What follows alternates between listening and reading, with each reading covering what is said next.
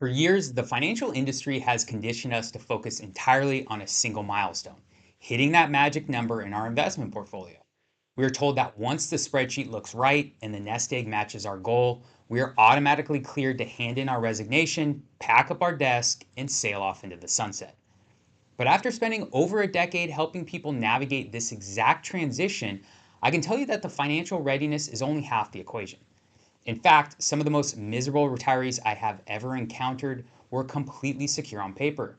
They had plenty of money, but they completely ignored the psychological and structural red flags that indicate someone isn't actually ready to stop working.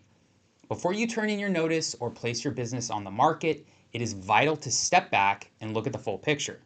Today, I want to share 5 critical warning signs that suggest you should hit the pause button on retirement, even if your bank account says you're good to go. The final 2 are purely financial, but the first 3 are deeply behavioral, and they're the ones that catch most people off guard. The first major warning sign is that your current career is quietly providing purpose. Whether we realize it or not, a fulfilling life requires 3 key components: meaningful social interactions, a genuine sense of personal impact, and consistent mental engagement. Think about your daily routine. Does your job connect you with people you respect and enjoy working with? Do you feel like the effort you put in actually creates value or makes someone else's life better? And finally, is your mind being challenged to solve complex problems or learn new skills?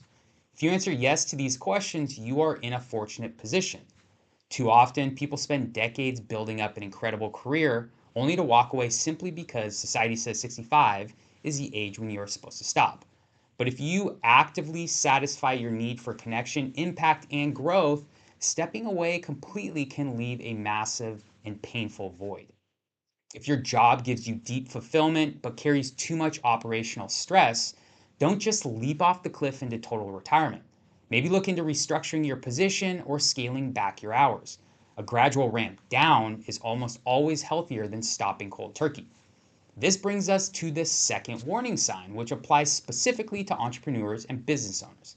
The common assumption is that retirement for a founder means selling the enterprise, cashing out, and walking away entirely. But for many creators, selling their life's work is a devastating blow to both their personal happiness and their long-term wealth. Instead of planning an exit from your business, you should consider planning an exit within your business. Think about the various responsibilities on your plate right now. There are likely aspects of running the company that completely drain your energy, things like human resources, payroll, day-to-day administration, and operations management. But there are also parts you probably love, like high-level strategy, nurturing client relationships, or dreaming up new products. If you're feeling burned out, the answer doesn't have to be a total sale. You can systematically delegate or hire out the operational headaches.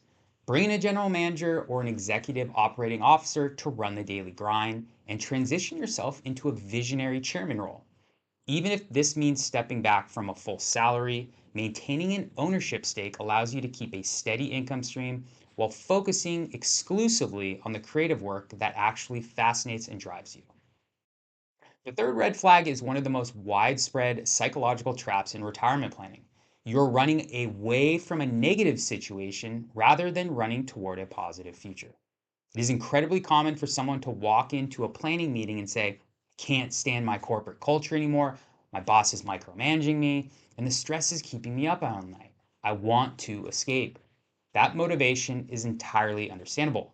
Escaping a toxic work environment is a healthy goal, but using retirement as a universal escape hatch without a clear next chapter is a recipe for a post career identity crisis.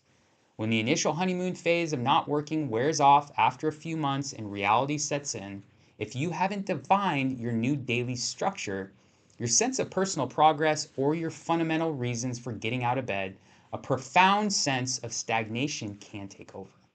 So before you make the leap, you must be able to complete this statement with absolute certainty. I'm thrilled to retire because I am actively shifting my time toward blank. If your answer is to stop working or to avoid stress, you aren't ready yet. Think about what used to challenge and excite you before your career took over. Consider what passions, hobbies, or community projects will give you a reason to wake up with enthusiasm every morning. Don't just retire from your current frustrations.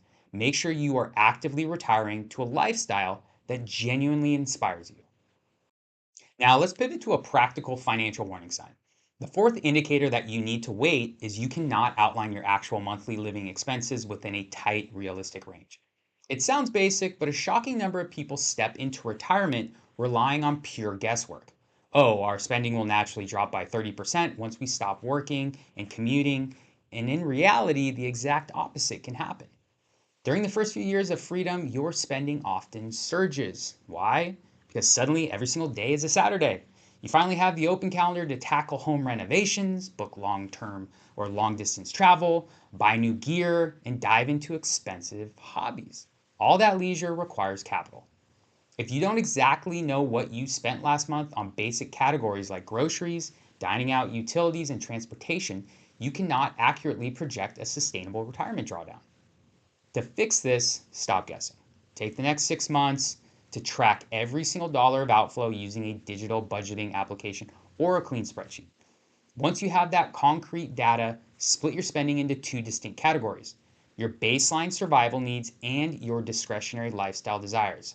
Knowing the absolute minimum required to keep your household running smoothly provides immense psychological security, allowing you to plan your discretionary lifestyle spending with complete clarity. The fifth and final warning sign is entering retirement carrying a significant weight of consumer or short term debt, such as credit card balances or heavy auto loans. When you have a reliable bi weekly paycheck hitting your account, managing a $500 monthly car payment or a credit card bill feels just like another standard line item. You can absorb it because new income is constantly replacing your cash reserves. But the moment you transition to living off your investments, the psychology of debt completely flips. Every single debt payment suddenly feels like an aggressive tax on your hard earned freedom, directly taking a hit at your nest egg that is no longer being built up by labor. At the end of the day, a successful retirement isn't about escaping a job or hitting an arbitrary milestone on a financial statement. It is about control over your time and alignment with your purpose. Ask yourself the ultimate question: are you simply retiring away from your past, or are you actively stepping forward into a thoroughly designed, exciting new chapter in your life? Once you can answer that with absolute certainty and your financial foundation is clear of traps, you're truly ready to make the leap. I'm John Gragg, your certified financial planner, and I'll see you in the next video.